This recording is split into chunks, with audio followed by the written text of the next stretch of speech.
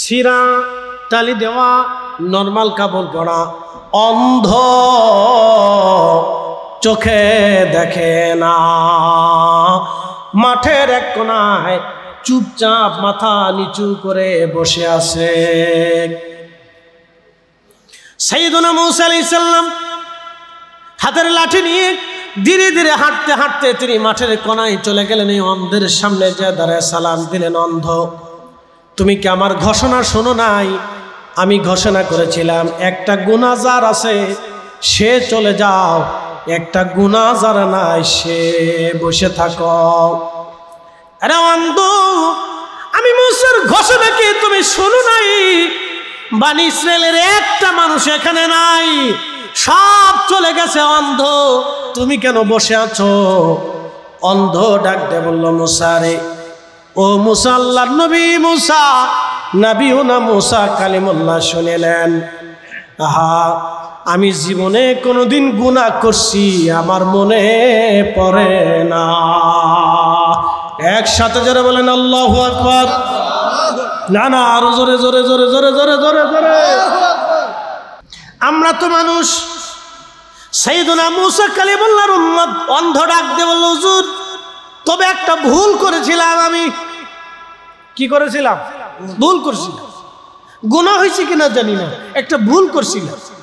যদি ভুলটা গুনাহ হয় তো আমি চলে যাব, আর যদি গুনাহ না হয় তো আমি বসে থাকবো। বলে, অন্ধ, কি ভুল করছিলা তুমি বলো দেখেন, ইখলাস কি? অন্ধ, কি ভুল করছো তুমি বলো।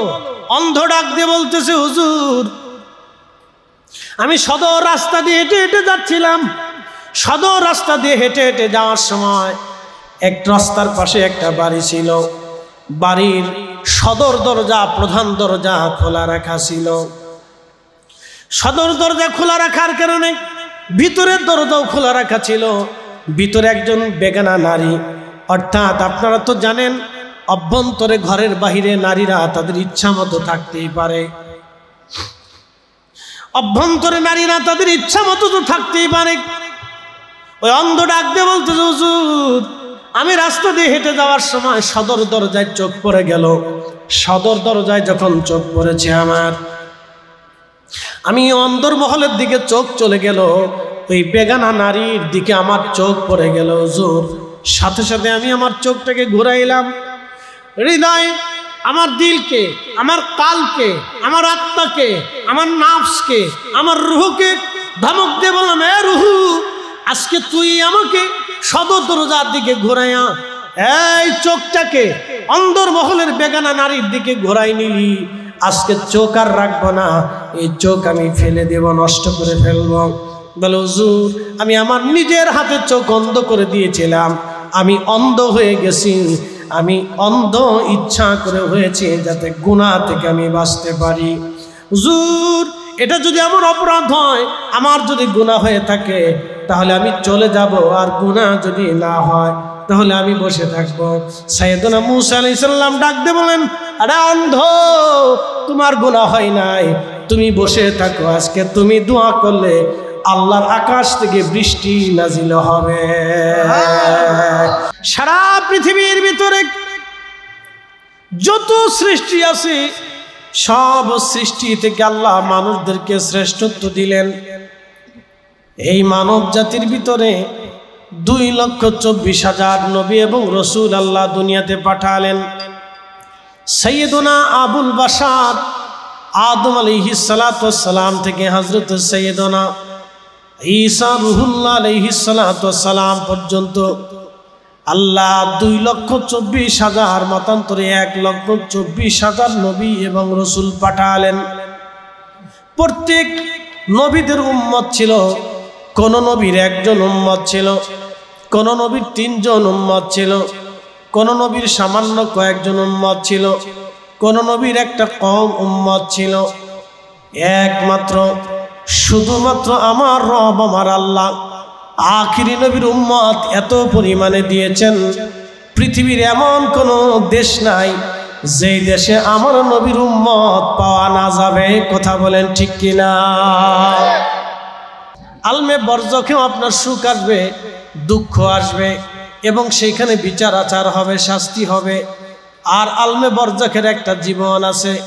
এই জন্য কবরের পাশে দাঁড়াইয়া সালাম দেন, আসসালামু আলাইকুম ইয়া আহলাল কবর, হে কবরওয়ালারা, তোমাদের উপরে আল্লাহর পক্ষ থেকে শান্তি বর্ষিত হোক। আপনি কবরের পাশে দাঁড়াইয়া যখন সালাম দেন, তখন কবরওয়ালারা আপনার সালামের জবাব দেয়। আপনাকে দেখে, আপনার কথা তারা শোনে, কিন্তু আপনি তাদের দেখেন না, আপনি তাদের কথা শোনেন না। একসাথে জোরে বলা যাবে কি আল্লাহু আকবার। উম্মতে মারহুমা 70টা মর্যাদার ভিতরে একটা মর্যাদা উম্মতে মারহুমা।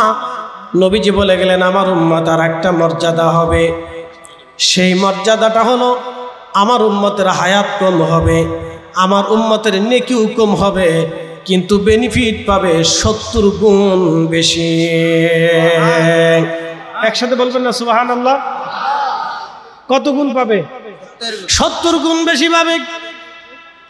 এ নবীর উম্মত ভালো করে শুনে যান, রব্বুল আলামিন আমাদেরকে একটা দিন দিলেন, দিনের নাম জুমআ। নাম কি? জুমআ। দিনের নাম হচ্ছে জুমআ, সাইয়্যিদুল আইয়াম। দিনের মধ্যে সবচেয়ে দামি দিন, শ্রেষ্ঠ দিনের নাম জুমআর দিন হলো দিনের সর্দার, সাইয়্যিদুল আইয়াম। এই দিন জুমার দিন আল্লাহ আমাদেরকে দিলেন। প্রিয় নবী বললেন আমার উম্মত তোমরা শোনো, সমস্ত নবীর উম্মতদেরকে আল্লাহ অন্য অন্য দিন দিলেন। খ্রিস্টানদেরকে আমার আল্লাহ রবিবার দিয়ে দিলেন। প্রত্যেক উম্মতকে কোন কোন দিন আল্লাহ দিয়ে দিলেন, কিন্তু শুধুমাত্র একমাত্র আমার আল্লাহ আমার উম্মতকে এবং আমাকে জুমার দিন দিয়েছেন। জুমা আল্লাহ আমাকে আমার উম্মতকে জুমার দিন দিয়ে দিলেন। দিনের মধ্যে শ্রেষ্ঠ দিন আল্লাহ নির্বাচন করলেন। আমার উম্মতেরা তোমরা শোনো, এই জুমাটা এত বড় দামি।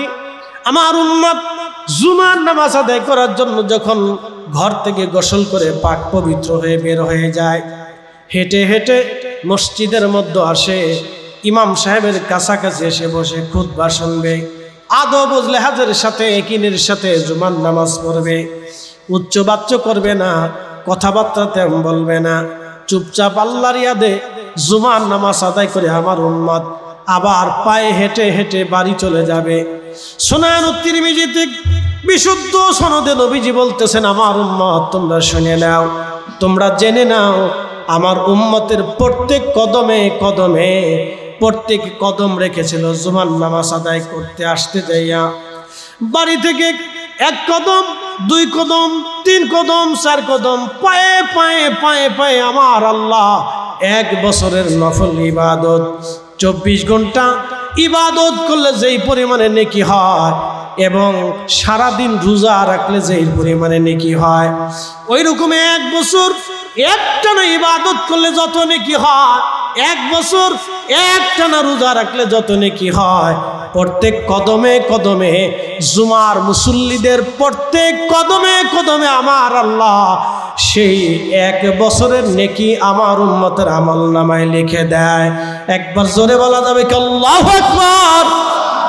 এটা আমার নবীর গুণে, রসুলের কারণে উম্মত শ্রেষ্ঠ উম্মত আমরা হয়েছি। সব উম্মত থেকে 70 গুণ মর্যাদা আল্লাহ আমাদেরকে দিলেন। 70 গুণ মর্যাদা আল্লাহ দিলেন, 70 গুণ মর্যাদা আল্লাহ দিলেন। জুমার মসজিদ থেকে আপনার বাড়ি যদি 500 কদম হয়, আসা যাওয়া দিয়ে 1000 কদম হবে। আল্লাহ রসুল বলতেছেন 1000 কদম যদি হয় 1000 বছরের সওয়াব হবে, যদি 2000 কদম হয় 2000 বছরের সওয়াব হবে, যদি 5000 কদম হয় 5000 বছরের সওয়াব নাকি হয়ে যাবে। একটা জুমাতে শুধু আসবেন আর যাবেন, তাতে আপনার আমল নামায় 500 বছরের নেকি হয়ে যাবে, যা অন্য কোনো উম্মতকে আল্লাহ দেয় নাই, শুধু এই উম্মতকে আল্লাহ দিয়েছে।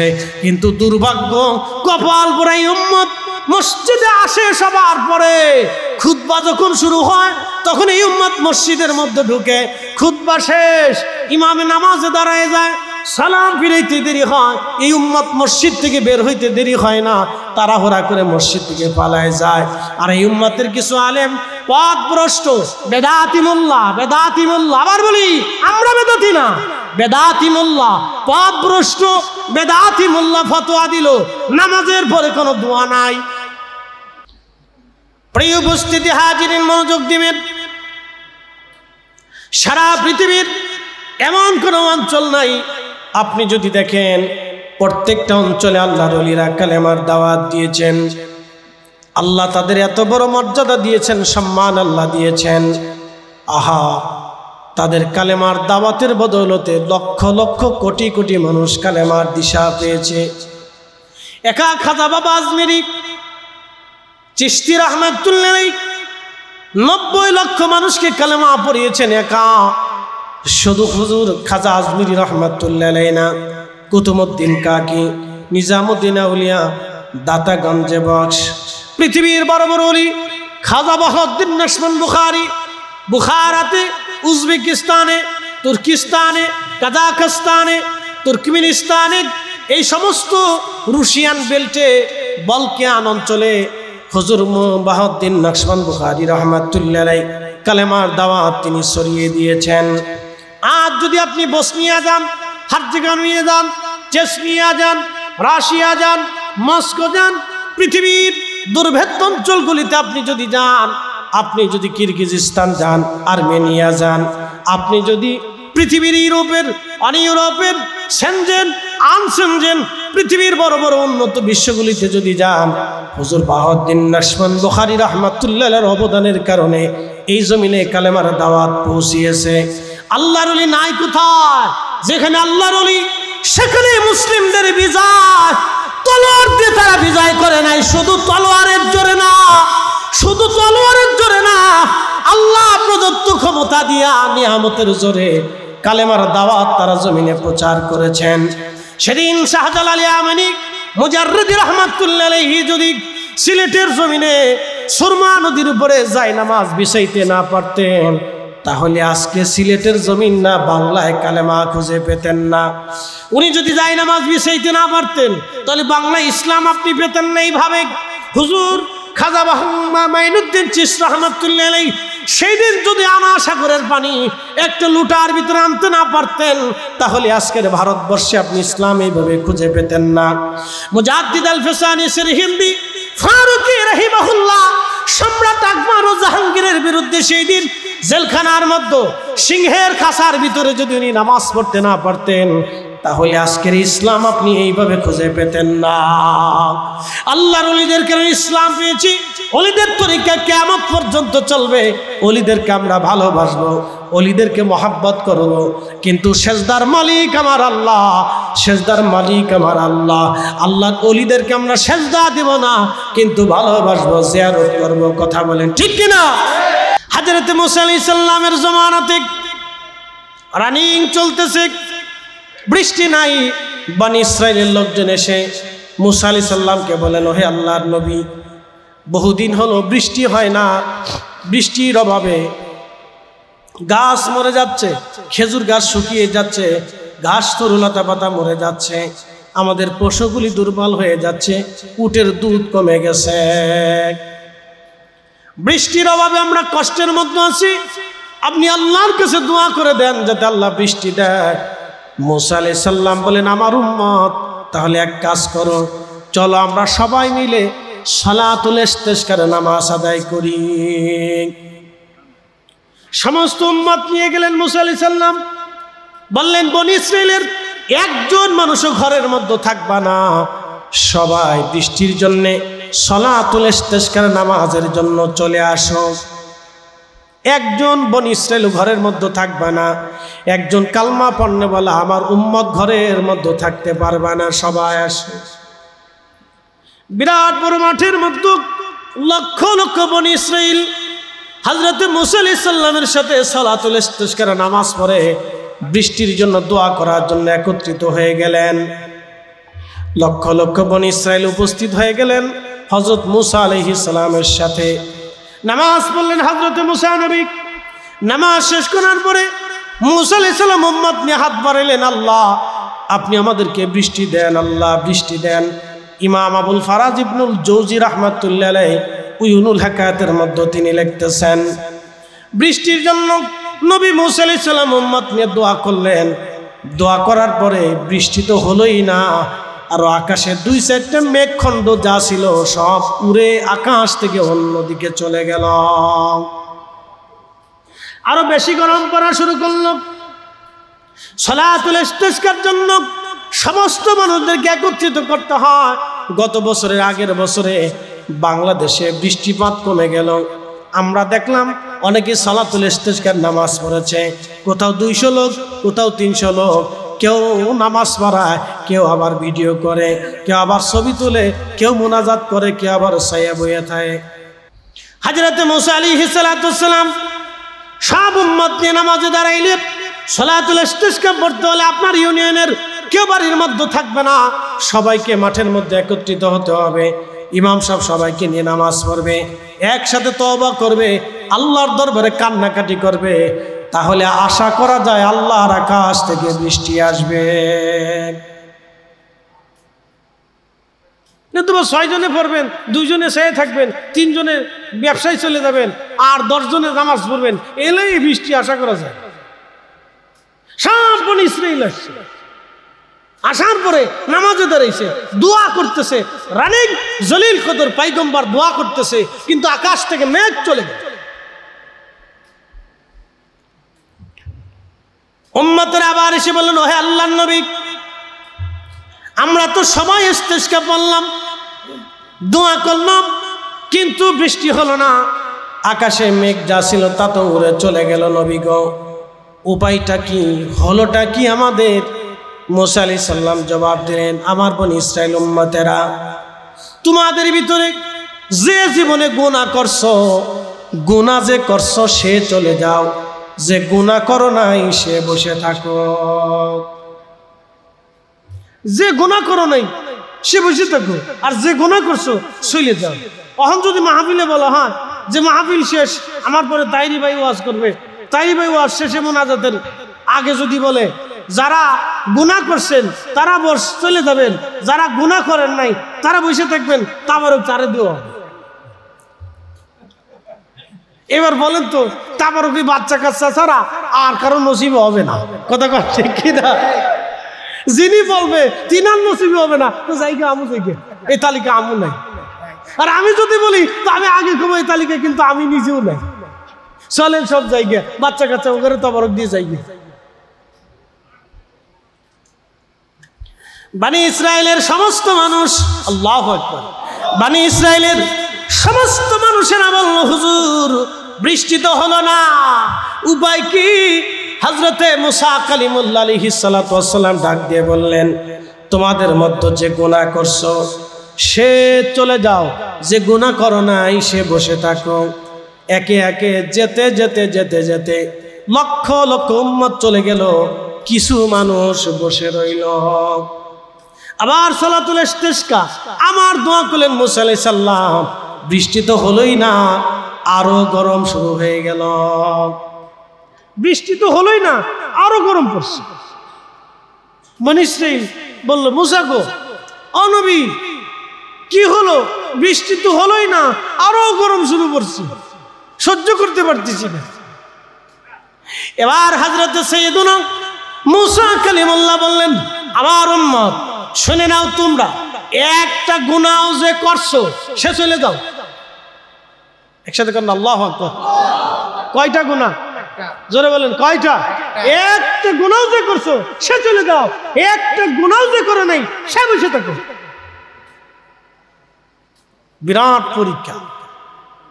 যেতে যেতে যেতে যেতে সব চলে গেল, লক্ষ লক্ষ মানুষের মাঠ একেবারে ফাঁকা হয়ে গেল।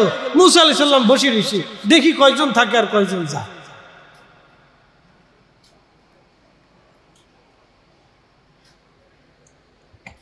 সাইয়েদনা হযরত মুসা আলাইহিস সালাম বসে আছে, দেখলেন লক্ষ লক্ষ মানুষ চলে গেছে, কিন্তু মাঠের মধ্যে একজন আল্লাহর বান্দা, তিনি নরমাল কাপড় পরা, সিরা, না না হয় না, আরো জোরে জোরে জোরে জোরে,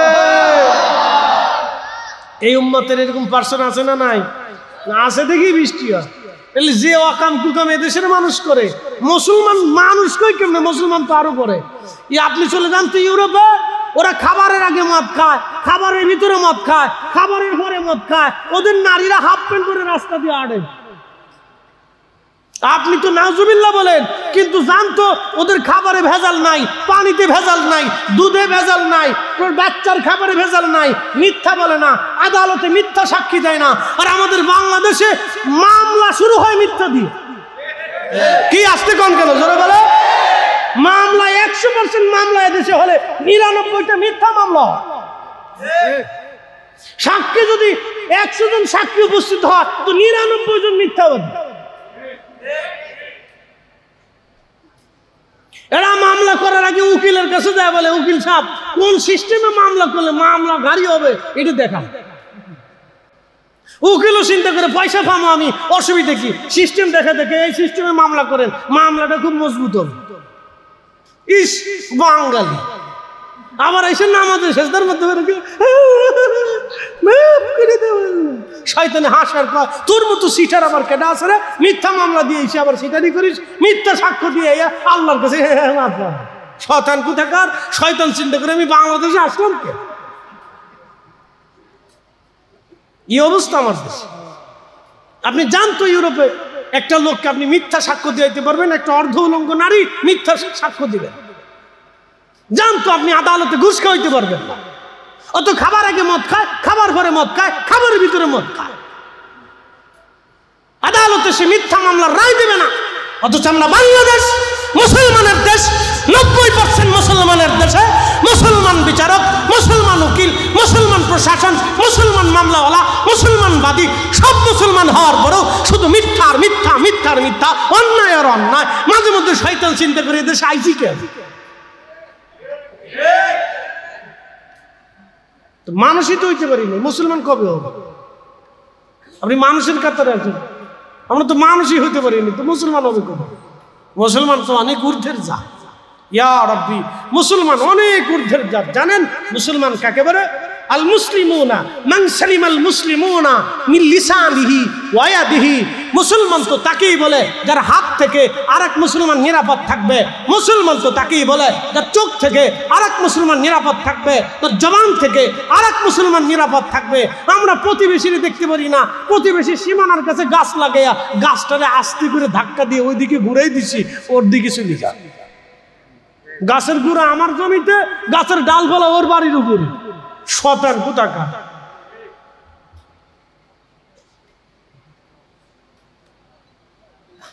প্রিয় উপস্থিতি আমার, এগুলো আমাদেরকে শিখতে হবে, বুঝার দরকার। আমরা মানুষ কেন হয়েছি, কেন মানুষ হইলাম, এটা আমাদেরকে বুঝতে হবে।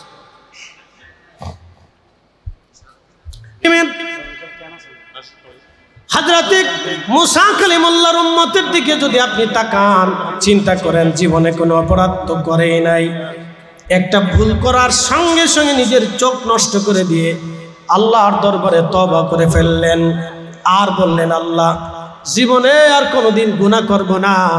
মুসা আলাইহিস সালাম বললেন, ও আল্লাহর বান্দা, অন্ধরে তুমি আজকে যাবা না, তুমি আজকে দোয়া করবা, কারণ তুমি দোয়া না করলে বৃষ্টি হবে না। একবার জোরে বলা যাবে কি আল্লাহু আকবার? না না, জোরে বলেন আল্লাহু আকবার, আর জোরে বলেন আল্লাহু আকবার। ওলির দরকার আছে না নাই? ওলি লাগবে কি লাগবে না?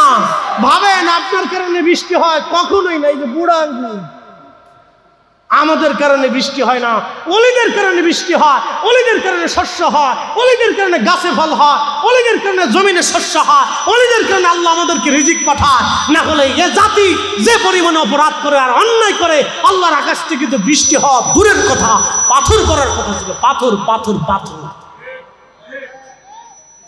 পাথর করার কথা ছিল, পাথর করার কথা ছিল।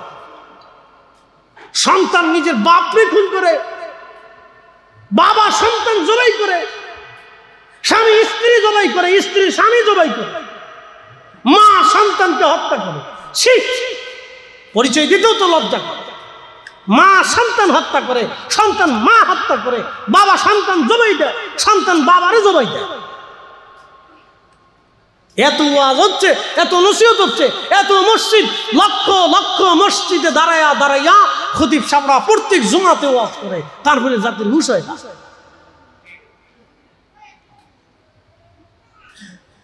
তারপরে জাতির হুঁশ হয় না। এরা এখনো রাস্তার কোনায় বাথরুম করে। কি কথা কেন লেখা হাসেন কেন? রাস্তার কোনার দ্বারা এমন কিছু খারাপ বাথরুম করে দিই। জাতি বিমানে উঠলে, আমি মালয়েশিয়া থেকে আসতেছি, বিমানে ওঠার পরে আমার পাশে এক ভদ্রলোক, তিনি কক্সবাজার ব্যবসা করেন, হোটেল মোটেল আছে, ভদ্রলোক দাঁড়িয়ে আছে, নামাজ কালাম পড়ে, খুব শরীফ মানুষ। তা আমরা দুইজন চুপচাপ বসে আছি। বিমান বাংলাদেশে খালি ল্যান্ড করবে, খালি ঘোষণা দিছে শাহজালাল আন্তর্জাতিক বিমানবন্দরে খুব কাছাকাছি এসে পড়েছি। এই বিমানে ঘোষণা দেয় না, বাপরে বাপ বাঙালি কথাবার্তা শুরু করে, মনে হচ্ছে তখনই এটা উপরের বক্স মক্স খুলে মাথায় করে দিয়ে যদি জানালা হয়তো লাভ দিয়ে করে নিছিল। কি আজব জাতি! আমরা দুজন হাসি দেখছেন কত পাগলের দেশে বাস করি আমরা। এরা মানসিকভাবে অসুস্থ। এই জন্য শিক্ষা ব্যবস্থা পরিবর্তন করতে হবে। আল্লাহর কসম করে বলি, শিক্ষা ব্যবস্থা ক্লাস 1 থেকে পরিবর্তন করতে হবে। আবার বলি, শিক্ষা ব্যবস্থা ক্লাস 1 থেকে একবারে মাস্টার্স পর্যন্ত, শেষ সময় পর্যন্ত শিক্ষা ব্যবস্থা চেঞ্জ করতে হবে। তাদেরকে প্র্যাকটিক্যাল শিক্ষা দিতে হবে, তাদেরকে প্র্যাকটিক্যাল থিওরিক্যাল শিক্ষা দিতে হবে। শুধু খাতা কলমে কাগজে কলমে হলে হবে না, তাদেরকে প্র্যাকটিক্যাল উস্তাদ ছাত্র দিয়ে প্র্যাকটিক্যাল শিক্ষা ব্যবস্থা চেঞ্জ করে দিয়া জাতিকে পরিবর্তন করতে হবে, নতুবা সম্ভব হবে না। 2 দিন পর পর মারামারি গুতাগুতি কিলিকিলি লাগবে। শিক্ষা ব্যবস্থা ক্লাস 1 থেকে চেঞ্জ করে দিতে হবে, একবারে প্র্যাকটিক্যাল আর থিওরিক্যাল দিতে হবে। পৃথিবীর এত জাতি উন্নত হয়ে গেল, আমরা এখনো গুতাগুতি করতেছি। সকাল হইলে এক কথা, দুপুরে আর এক কথা, চার দোকানে বসলে তো আর গিনামের কথা তো বলে লাভ নাই। নাম দিছে ভিলেজ পলিটিক্স। এই ভিলেজ পলিটিক্সের গোষ্ঠী কিলে আনবে। হ্যাঁ, এটা কুত্তার চাইতে নিকৃষ্ট পলিটিক্স। এই কথা কন না কেন? জোরে বলে, কুত্তার চাইতে নিকৃষ্ট পলিটিক্স, শুয়োরের চাইতে নিকৃষ্ট পলিটিক্স। নাম দিছে ভিলেজ পলিটিক্স। কিসের পলিটিক্স? যদি পলিটিক্স করে মানুষের উন্নয়ন না হলো, যদি পলিটিক্স করার পরে গরিবের উন্নয়ন না হলো, অন্ধের উন্নয়ন না হলো, যদি মহিলার উন্নয়ন না হলো, গরিবের উন্নয়ন না হলো, এতিমের উন্নয়ন না হলো, এই পলিটিক্স দিয়ে হবে কি সেটা? নাম দিছে ভিলেজ পলিটিক্স। ভিলেজ পলিটিক্স বুঝেন? একজন কার জন্য বাস দিবে, কার ক্ষতি করবে, কার জমি মেরে খাবে, কার টাকা মেরে খাবে, কার মায়ের দেখবে, কার মায়ের ধরে নিবে, এগুলোর নাম দিছে পলিটিক্স। এটা সুরের সাথে নিকৃষ্ট পলিটিক্স। কে ভাই, কষ্টের সাথে কথাগুলি বলতেছে। 4 লাখ, বেশিও হতে পারে, কমও হতে পারে, তবে 4 লক্ষ প্রজাতির জীব এবং জীবন বিজ্ঞানের গবেষণা অনুযায়ী ধরে নিলাম। এই 4 লক্ষ প্রজাতির জীব এবং জীবন সব কিছুর থেকে আল্লাহ মানুষকে শ্রেষ্ঠত্ব দিয়েছে। এই মানুষের ভিতরে আল্লাহ আখির নবীর উম্মতদেরকে আল্লাহ শ্রেষ্ঠত্ব দিয়েছেন 70 গুণ। একসাথে সুবহানাল্লাহ বলা যাবে? কত গুণ? জোরে বলতে হবে, কত গুণ? 70 গুণ। যারা ছোট ছোট বাচ্চা আছেন, মাদ্রাসায় পড়েন, খুব মনোযোগ দিয়ে শুনে যান। এটা জীবনে বহুত বছর পরে ওয়াজে কাজে লাগবে। আপনারা একদিন বক্তা হবেন, একদিন আলেম হবেন, একদিন দর্শ দিবেন, একদিন মানুষকে তালিম তরবিয়ত দিবেন। শুধু আলেম হয়ে চলে গেলেই তো হবে না, বিভিন্ন মসজিদের ইমামতির দায়িত্ব থাকবে, মাদ্রাসার দায়িত্ব থাকবে, এলাকার দায়িত্ব পালন করতে হবে। ছোটখাটো মাহফিলগুলিতে মানুষকে তালিম তরবিয়ত দেওয়া আলেমদের দায়িত্ব। পৃথিবীর সব ধর্মের ধর্মগুরু যারা আছে, আপনি বৌদ্ধ দেখেন, খ্রিস্টান দেখেন, এরপরে আপনি শিখ দেখেন, মাজুসি দেখেন, এরপরে আরো যত ধর্ম আছে, সব ধর্মের ভিতরেই ধর্মগুরু আছে। তারা মানুষদেরকে তাদের ধর্ম সম্পর্কে অবহিত করে, নসিহত করে, তালিম তরবিয়ত দেয়। তো ঠিক আমাদের ধর্মে আদ-দীনুন নসিহা, উলামায়ে কেরাম মানুষদেরকে ধর্মের নসিহত দিবে, এটা আলেমদের উপরে দায়িত্ব। এই জন্য তলবে আলেম আজকের যারা আছেন, আগামী দিন আপনারা অনেক বড় আলেম হবেন। কে অনেক বড় বক্তা হবে আমরা জানি না, কে অনেক বড় শাইখুল হাদিস হবে আমরা তাও জানি না, কে কত বড় ইমাম হবে আমরা তাও জানি না।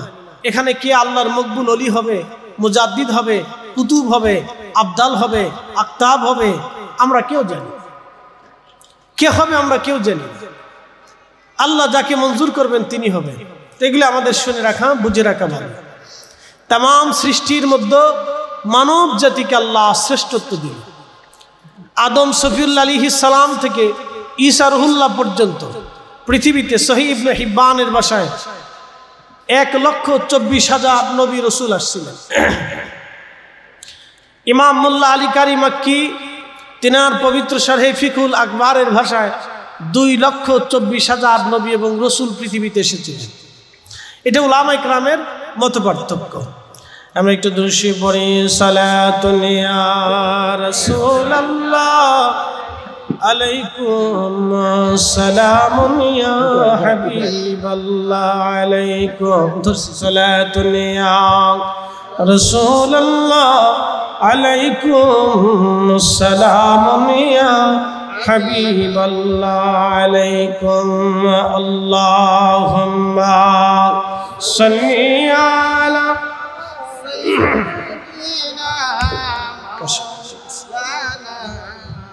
মুহাম্মদ ওয়া আলা আলি সাইয়্যিদিনা। বাড়ি বাড়ি কররে মন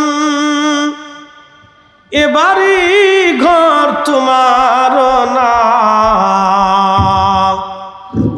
যেই বাড়িতে শুইবারে মন কবর তাহার ঠিকানা। আল্লাহুম্মা সাল্লি আলা আহা মাশাআল্লাহ আল্লাহু লানা মুহাম্মাদ আলা আলি সাইয়্যিদিনা।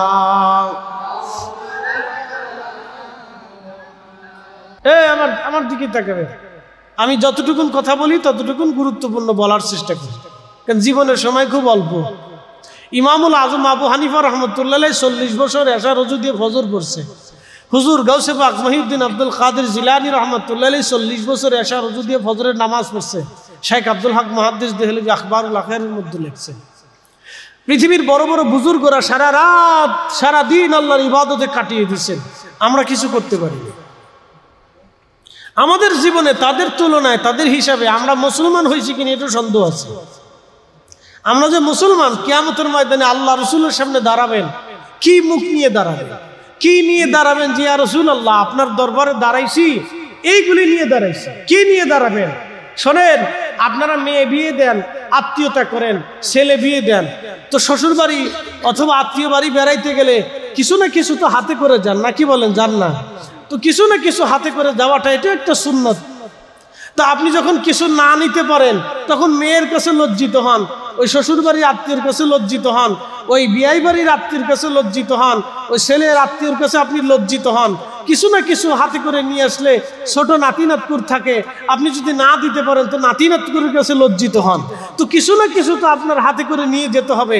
এটা দুনিয়ার আদালতে, দুনিয়ার বিচারে যদি সামান্য খাবার দাবার, চকলেট, মিষ্টি, মিষ্টান্ন এই উপঠৌকন না নিয়ে যাওয়ার কারণে যদি আত্মীয়ের কাছে লজ্জিত হতে হয়, তাহলে বুঝেন তো যিনি সৃষ্টির শ্রেষ্ঠ সাইয়্যিদুল কাউনাইন ওয়াস সাকাইন রাহমাতুল লিল আলামিন নবীর দরবারে দাঁড়াবেন, তো কি নিয়ে দাঁড়াবেন?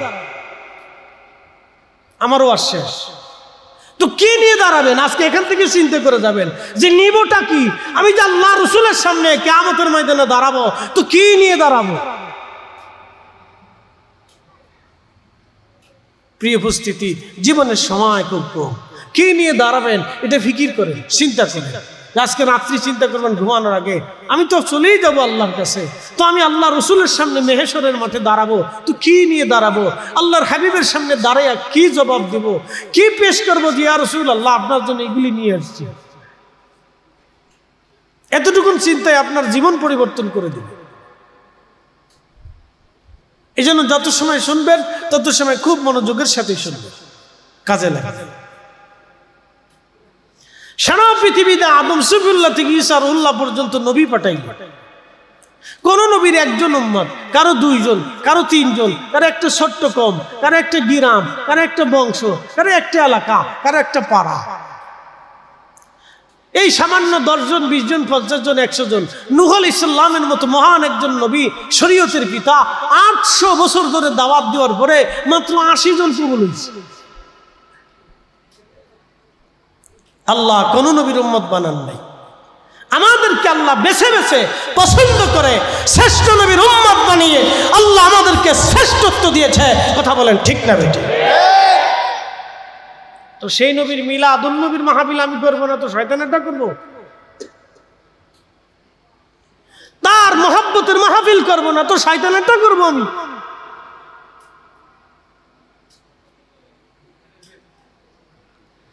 প্রিয় উপস্থিতি হাজিরিন, খুবই মনোযোগের সাথে কথাগুলি শুনবেন।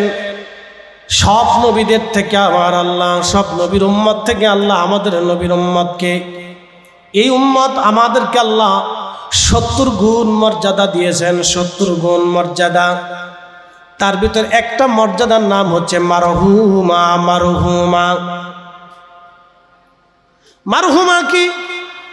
সাহাবে কিরাম জিজ্ঞেস করলেন, ইয়া রাসূলুল্লাহ, মারহুমা তো বুঝলাম না, মারহুমা কি? নবীজি বললেন, সাহাবীরা রে, আমার উম্মতের একটা বৈশিষ্ট্য আল্লাহ দিয়ে দিয়েছেন। আমার উম্মত গুনাহ নিয়ে কবরে গেলেও গুনাহ মাফ নিয়ে আমার উম্মত হাসরের ময়দানে দাঁড়াবে। সুবহানাল্লাহ বলবেন না? না আরো জোরে জোরে জোরে জোরে। শ্রোতা, বক্তা, আলেম ওলামা, উস্তাদ, মাশেখ, তলাবায়ে কিরাম, জওয়ান, বৃদ্ধ, শিক্ষিত, অশিক্ষিত, ধনী আর দরিদ্র, আমরা কেউ কি গুনাহ ছাড়া আসি?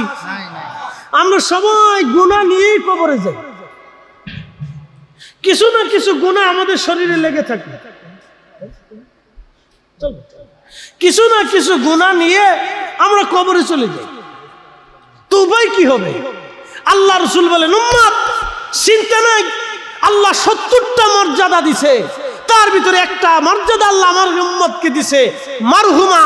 আমার উম্মত গুনাহ নিয়ে কবরে যাবে, কিন্তু হাসরের ময়দানে আমার আল্লাহ আমার উম্মতের গুনাহগুলি মাফ করাইয়া দাঁড়া করাই দিবে। কি আশ্চর্য! এদিকে আমাদের গুণে না রাসূলের গুণে? নবীর গুণে। আমাদের গুণে হইছে না, নবীর গুণে হইছে। প্রিয় উপস্থিতি হাজিরিন, খুব মনোযোগ দিবেন। হযরতে আল্লাহর মেহবুব নবীজি বললেন, আমার উম্মত তোমরা শোনো, গুনাহ মাফ নিয়ে হাসরের ময়দানে উঠবে। সাহাবে কিরাম বলেন, ইয়া রাসূলুল্লাহ, গুনাহ কেন মাফ হবে? কিসের কারণে গুনাহ মাফ হবে? নবীজি জবাব দিলেন, সাহাবীরা রে, আমার উম্মতের ইন্তেকালের পরে উম্মতের বিশেষ বিশেষ কিছু ব্যক্তি থাকবে, যাদের সন্তান, কারো পিতামাতা, কারো ভাই বেরাদার, আত্মীয় স্বজন, গ্রামবাসী, প্রতিবেশী, তার তরিকত ও মহাব্বতের মানুষ থাকবে। এই মহাব্বতের মানুষগুলি তার মারা যাওয়ার পরে তার মাগফিরাতের জন্য আল্লাহর দরবারে বারবার হাত উঠাবে। একসাথে বলবেন আল্লাহু আকবার। কিসের জন্য? মাগফিরাতের জন্য।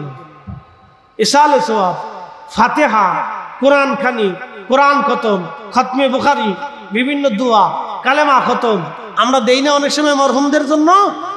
কিছু ভাইদের কাছে তো বিরাট বেদাত, ওর নিজের কপাল মন্দ, ওর 14 গোষ্ঠীর কপাল মন্দ, আর হেতারে যে জন্ম দিছে ওই বাবা মারও কপাল মন্দ। কারণ এমন ফুলা জন্ম দিয়ে গেছে যে দোয়া মানেও না, দোয়া করেও না, দোয়া করতে দেও না, দোয়া শিখায়ও না। ওর বাপ মারও কপাল মন্দ, ওর 14 গোষ্ঠীর কপাল মন্দ। ওদেরকে যারা অনুসরণ করে তাদেরও কপাল মন্দ। কথা কোন ঠিক কিনা? এদেরকে যারা অনুসরণ করে তাদের কপাল মন্দ। বলে দোয়া নাই তো নাই, তো নাই তো যে আমার মরার পরে দোয়া করবে না তার সাথে খাতির রেখে লাভ কি? তারে খাওয়াইয়ে লাভ কি? তার সাথে বন্ধুত্ব করে লাভ কি? যে বন্ধু মৃত্যুর পরে দোয়া মানে না, আমি তার সাথে বন্ধুত্ব কেন করব? যেই বন্ধু আমার মৃত্যুর পরে দোয়া মানে না, আমি তার সাথে আত্মীয়তা কেন করব? যে আত্মীয় আমার মৃত্যুর পরে দোয়া মানে না। যেই ভাইয়ের সাথে আমার সম্পর্ক কিভাবে দৃঢ় থাকবে? যেই ভাই দোয়ার পরে মরার পরে দোয়া মানে না, ওই সন্তানের সাথে আমার সম্পর্ক কি করে থাকবে? আমার মৃত্যুর পরে সন্তান আমার কবরের পাশে দাঁড়াবে না। এই সন্তান দিয়ে হবে কি? এই আত্মীয় দিয়ে হবে কি? এই বন্ধু দিয়ে হবে কি? তারে খাওয়াইয়া লাভ হবে কি? ওরে খাওয়ানো এত কুত্তা খাওয়ানো অনেক বলা। আপনি ঠিক বললেও ঠিক, না ঠিক বললেও ঠিক, কথা শক্ত কিন্তু কথা উচিত। বা কিছু কি নেই, সহজ হিসাব তো। একটা বৃদ্ধ বাবাকে জিজ্ঞেস করেন, বাবা বৃদ্ধ, তুমি বৃদ্ধকালে এই টাকা পয়সা জমি জমা বিক্রি করে সন্তান নিজে না খাইয়া সন্তানের জন্য রাখছো কেন? তো বৃদ্ধ জবাব দেয়, বেটা আমার সন্তান, 2টা সন্তান, ওরা ঘর বাড়ি নিয়ে থাকবে, ওরা আমি যদি বিক্রি টিক্রি করে খেয়ে ফেলে দেই তো ওরা থাকবে কোথায়? আমার মরার পর ওরা আমার জন্য দোয়া করবে, আমার কবরের পাশে দাঁড়াবে। বাবা মা এর চাইতে আর বেশি কিছু চায়? বেশি কিছু চায়। অনেক বাবা মা আছে ছেলেরে মাদ্রাসায় দিয়ে দিচ্ছে, লোকেরা বলে তুমি ছেলেরে মাদ্রাসায় দিছো, মাদ্রাসায় পড়লে তো হুজুরের ভাত নাই। একটি ইমামতির চাকরি পাবে, ছোটখাটো বেতন পাবে, 5,000, 10,000, 15,000, 20,000 টাকা বেতন পাবে, এই দিয়ে তো তার নিজেরও চলবে না, তোমারে খাওয়াবি, তোমার স্ত্রীর দিবে কি? তুই বাবা ডাক দিয়ে কয়, আমি আমার পুলারে মাদ্রাসায় পড়াইতেছি, পুলার কামাই খাওয়ার জন্য না, পুলা আমার জন্য দোয়া করবে। কি কথা কন না? ঠিক আছে কিনা? তো ফুলার দোয়া চায়, তা আপনি ফুলারে এমন এক মাদ্রাসায় দিচ্ছেন যে মাদ্রাসার দোয়া মানেও না, দোয়া শিখেও না, দোয়া করাইও না, এক মাদ্রাসায় দিয়ে দিচ্ছেন, বিরাট বড় মাদ্রাসা। দেখছেন 4-5টা বিল্ডিং আছে, বিরাট বড় বড় হুজুর আছে, 2-4-5 হাজার ছাত্র আছে, দেখে মাদ্রাসায় দিয়ে দিচ্ছেন। ওরে সর্বনাশ, কত বড় মাদ্রাসা! তো মাদ্রাসা ধুয়ে কি আপনি পানি খাবেন? মাদ্রাসা ধুয়ে কি আপনি দাবিজ গলায় গলায় দিয়ে দিবেন মাদ্রাসার ওই ইট বালি নিয়ে? তো কি হবে? তো মাদ্রাসার থেকে ছেলে বের হইয়া এই আলেম যদি দোয়াই না করলো, দোয়াই না মানলো, তো আলেম দিয়ে হবে কি? ও তলবে আলেম দিয়ে হবে কি? তার মাদ্রাসায় পড়াই হবে কি? কথা কন না, ঠিক কিনা? প্রিয় উপস্থিতি আমার, এগুলি বুঝে যেত হবে। উম্মতে মারহুমা আমরা কেন? দোয়া হবে। একসাথে বলেন কি হবে? না, জোরে বলেন কি হবে? দোয়া হবে, দোয়া দোয়া। প্রিয় উপস্থিতি হাজিরিন, কি কথা কন না কেন? জোরে বলেন। বেদাতি কি আমরা? কথা কন না কেন? বেদাতি কি আমরা? এই আহলে সুন্নাত ওয়াল জামাত বেদাতি না, আহলে সুন্নাত ওয়াল জামাত কাদিম। আহলে সুন্নাত ওয়াল জামাত জমিনে দ্বীন দিয়েছে। হুজুর গাউসে পাকের আওলাদের মাজার জিয়ারত করে আসছি কয়েকদিন আগে মালয়েশিয়ার মালাক্কা থেকে সাগরের প্রণালীর ভিতরে একটা ছোট্ট দ্বীপ পোলাও বুসারে হুজুর গাউসে পাকের আওলাদ, রসুলের আওলাদ হযরত আল্লামা সুলতানুল আরিফিন শাইখ ইসমাইল হযরত বাগদাদি আল হাসানি ওয়াল হুসাইনি রাদিয়াল্লাহু আনহু, আমার রসুলের আওলাদ হুজুর গাউসে পাকের সন্তান, তিনি হযরত ইসমাইল বাগদাদি আল হাসানি আল হুসাইনির মাজার জিয়ারত করে এসেছি। এ মুসলমান শুনে রাখেন, আল্লাহর ওলি যেখানে গেছে দ্বীন সেখানে প্রতিষ্ঠিত হয়েছে। কথা বলেন ঠিক না? আমরা হতভাগ্য জাতি, পাওয়ার পরেও আমরা ছেড়ে দিই, পাওয়ার পরেও ভুলে যাই, পাওয়ার পরেও ভুলে যাই, ছেড়ে দিই। আমরা তাদের সেজদা না, সেজদা দিয়ে তাদেরকে খুশি করা যায় না। আপনি যদি আমার সামনে এসে সেজদা দেন, আল্লাহর কসম করে বলতেছি তাহলে আপনার জান আমি রাখবো না, কারণ সেজদা পাওয়ার যোগ্য আমি না, সেজদা পাওয়ার মালিক আমার আল্লাহ। ওলিদেরকে সেজদা দিলে ওলিরা বেজার হয়ে যায়, বরং ওলিদের মাজারে আদবের সাথে বসে আপনি যদি জিয়ারত করেন, ওনাদের উসিলা নিয়ে আল্লাহর কাছে কান্নাকাটি করেন, ওরা খুশি হয়। কারণ জানি আপনি শরীয়ত সম্মতভাবে আপনি তাকে হাদিয়া দিলেন, কোরআনের কালাম থেকে হাদিয়া দিলেন, দুরুদ হাদিয়া দিলেন, দোয়া হাদিয়া দিলেন, আপনি তাদের জন্য দান সদকা হাদিয়া দিলেন। ওলিদের মাজারে দরবারে মুহিব্বিন যারা আছে, গরিব যারা আছে, আপনি তাদেরকে খাবার খাওয়াইলে ওলিরা খুশি হয়ে যায় যে না, তারা আমার আদর্শকে জমিনে জিন্দা করে রাখছে, আমার রসুলের আদর্শকে জিন্দা করে রাখছে, আল্লাহর দ্বীনকে তারা মজবুত করে রাখছে। তারা খুশি হয়ে যায়। সেজদা দিলে খুশি হয় না, বরং জিয়ারত করলে, মহাব্বত করলে, তাদের সম্মানে মহাব্বতের আদবের সাথে দাঁড়াইলে, মজলিসে বসলে, জিকির ফিকির করলে তারা খুশি হয়ে যায়। কথা কোন ঠিক কিনা? এই কাজ করলে তারা খুশি, উল্টাটা করবেন না। যেটা করলে খুশি হয় ওটা করবেন। প্রিয় হাজিরিন, মনোযোগ দিবেন। আল্লাহর ওলিদের জীবনের উপরে ছোট্ট করে একটু আলোচনা তুলে নিয়ে আসলাম, যেহেতু বিষয় চলে আসছে সেই জন্য আলোচনা করলাম। উম্মতে মারহুমা হায়াত হবে কম, নেকি হবে কম, কিন্তু জান্নাতে চলে যাবে সবার আগে। একসাথে বলবেন না সুবহানাল্লাহ? হায়াত কি কম হবে? কত বছর হায়াত? 40 পার হইলে মানুষের বৃদ্ধতা আসতে থাকে। আপনি যত ভালো খাবারই খান, আপনার বয়স ধরে রাখতে পারবেন না। আপনি যত ভালো খাবার খান, এক্সারসাইজ করেন, দামি খাবার খান, কাজ হবে না। বা আপনি বয়স ধরে রাখতে পারবেন না। 40 পার হইলে সব পার্সপাতি দুর্বল হতে থাকে। চোখের পার্স, কানের পার্স, জবানের পার্স, দাঁতের পার্স, জিহ্বার পার্স, হাতের পার্স, পায়ের পার্স, সব পার্সপাতি চামড়া দুর্বল হতে থাকে, পশম পাকতে থাকে, ধীরে ধীরে নুব্জ হতে থাকে, চোখের পাওয়ার কমতে থাকে, মনের পাওয়ার কমতে থাকে, ধীরে ধীরে হার্টের পাওয়ার কমতে থাকে, কলজে, ফ্যাপসা, কিডনি যা আছে সব ধীরে ধীরে নরম হইতে থাকে। এটা আস্তে আস্তে পচতে থাকে। 40 পার হইলে আপনি আর বয়স ধরে রাখতে পারবেন। যত চেষ্টা করেন কাজ হবে না, শেষ হয়ে যাবে।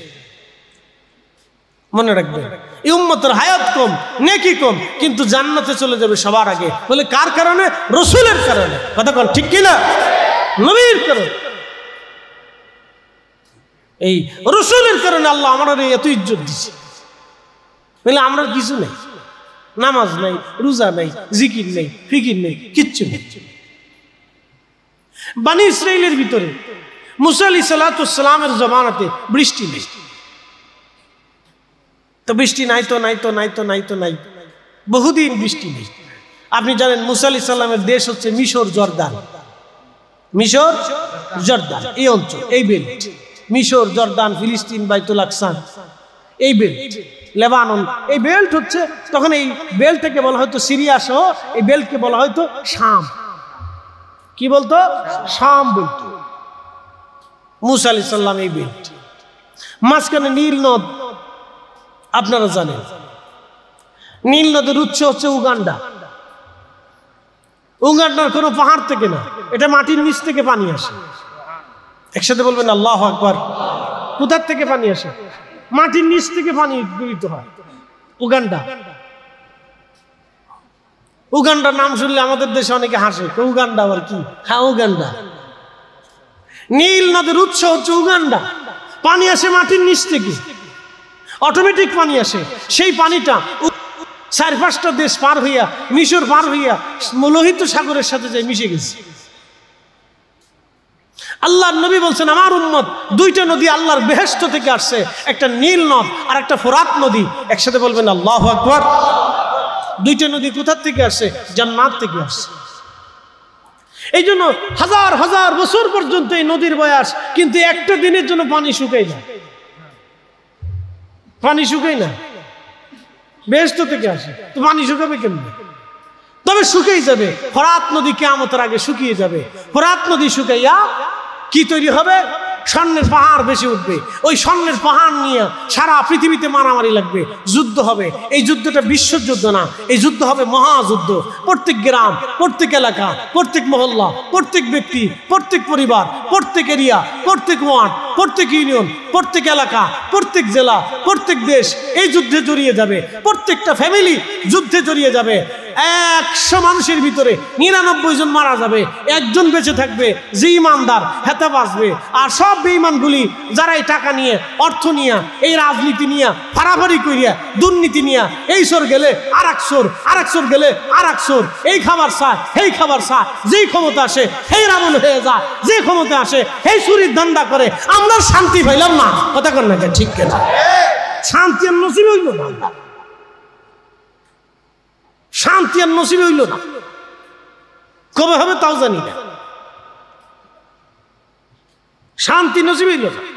2 দিন পর পর এই গেঞ্জাম, এই গেঞ্জাম, এনে ভিডি ভিডি, এনে মারামারি, এনে খুন খারাপি, এনে মারে, এনে জবাই করে। কয়দিন আগে দেখলাম বরিশালে ভাই ভাই জমি জমা নিয়ে দ্বন্দ্ব করিয়া এক ভাই আর এক ভাইয়ের চোখ উঠেই বলছে।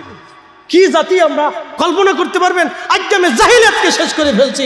নারী রাস্তা দিয়ে যাবে রাত্রিবেলা, নিরাপত্তা কোথায়? দর্শন হচ্ছে, দর্শিত করে মেরে ফেলতেছে। বিচার নাই, আদালত নাই, আইন নাই। কয়জনের বিচার হয়? টাকা যার বিচার তার, ক্ষমতা যার বিচার তার। ক্ষমতা নাই, বিচার নাই, টাকা নাই, আদালত নাই। কথা কল্যাণ এই তো চলতেছে আমার। আমি মাঝে মধ্যে চিন্তা করি দেশ চলে কেমনে, দেশ চলে কেমনে, দেশ কি করে এই দেশ চলে? আমি মাঝে মধ্যে চিন্তা করি দেশ চলে একটা কারণে, এই মাটির নিচে বহু অলিরা ঘুমাই রয়েছে। এই অলিদের কারণে আল্লাহ এখনো পাথর নিক্ষেপ করে নাই, আল্লাহ এখনো জমিন উত্তপ্ত করে দেয় নাই, আল্লাহ সাগর শুকাই দেয় নাই, বৃষ্টি বন্ধ করে দেয় নাই। আল্লাহ এই এত পরিমাণে আমরা গুনাহ করি, তারপরেও আল্লাহ আমাদের খাবার বন্ধ করে নাই, ফল বন্ধ করে নাই, ফসল নষ্ট দেয় নাই, মহামারী দেয় নাই, দুর্ভিক্ষ দেয় নাই। এত দেশে করোনা হইলো, বাংলাদেশে হইল না। ভারতে মরলো, পাকিস্তানে মরলো, ইউরোপে মরলো, আমেরিকা মরলো, অস্ট্রেলিয়া মরলো, বাংলাদেশে মরলো না। এদেশে করোনা ঢুকে কেন এদেশে থাকবো না জায়গা? এদেশে সব মানুষই ফরমালিন খায়। পানিতে ভেজাল, মাছে ভেজাল, গাছে ভেজাল, খাবারে ভেজাল, ফলে ভেজাল, দুধে ভেজাল, সব জায়গায় ভেজাল। মাঝে মধ্যে ঢাকা শহরে দুধ কিনে খাই, চিন্তা করি দুধ খাই না বুড়িগঙ্গার পানি খাই, আল্লাহ জানে। কি দেশ চিন্তা করেন, কি মানুষ চিন্তা করেন। ওয়াজ যে এত ওয়াজ, তারপরে মানুষের হেদায়েত হয় না। চিন্তা করি দুধ খাই না বুড়িগঙ্গার পানি খাই, আল্লাহ জানে। চিন্তা করি যে আল্লাহ আমাদের কলিজা এখনো ভালো লাগছে, ব্যবসা ভালো লাগছে, কিডনি ভালো লাগছে, রক্ত ভালো লাগছে, কেমনে রাখছে? আল্লাহ নিজে দয়া করে রাখছে, তাই বেঁচে রয়েছে। নিলে এত ভেজাল খাইয়া মানুষ বাঁচার কথা না। কষ্ট হইতেছে আপনাদের? তাহলে একসাথে বলেন তো আল্লাহু আকবার, নারে তাকবীর, নারে রিসালাত, নারে গাউসিয়া।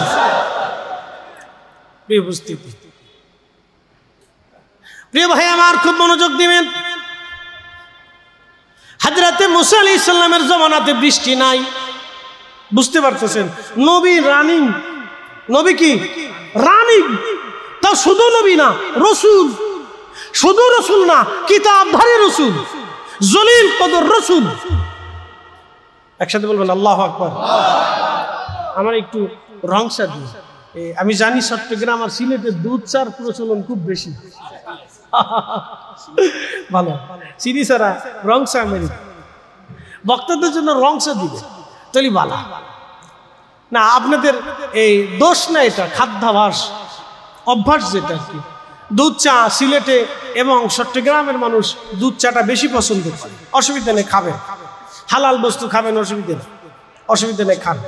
সিলেটে পান খায়। সিলেটের কোনো বাড়িতে যদি খাবার শেষে পান না দেয় তো ভাবে যে এটা সিলেটি না, এটা রোহিঙ্গা। হ্যাঁ, এরা জানে যে পান দিতে হবে, পান খাউকা, পান খাইতেই হবে সিলেটের মানুষ। পান না খাইলে মনে করে যে এটা সিলেটি না, এটা রোহিঙ্গা, এটা মায়ানমার থেকে আইছে। এক এক দেশের এক একটা সিস্টেম আর কি, ভালো না, দোষ না। এগুলো মানুষের গুণ, গুলা বলি। পান খায়, ভালো লাগে, খা, অসুবিধা নেই, খান, পান খাওয়া ভালো। তো জর্দা টর্দা খায় না, হ্যাঁ জর্দা খায় না, কারণ জর্দা বিড়ির ভিতরে দিয়ে দেয়। এটা তামাক পাতা থেকে আসে, ক্ষতি। দরকারটা কি? যেটা খাইলে শরীরে ক্ষতি হয় ওটা খাওয়ার দরকার নেই, তো ছেড়ে দেয়। পান খান, অসুবিধা নেই। সুবরি খান, এটা গাছের ফল, উপকার আছে, খান, অসুবিধা নেই। তবে সুর এটা বেশি খায় না, তো ভিতরে জ্বলে যাবে, ফুরিয়ে যাবে, দরকার নাই। বুঝে বুঝে খান।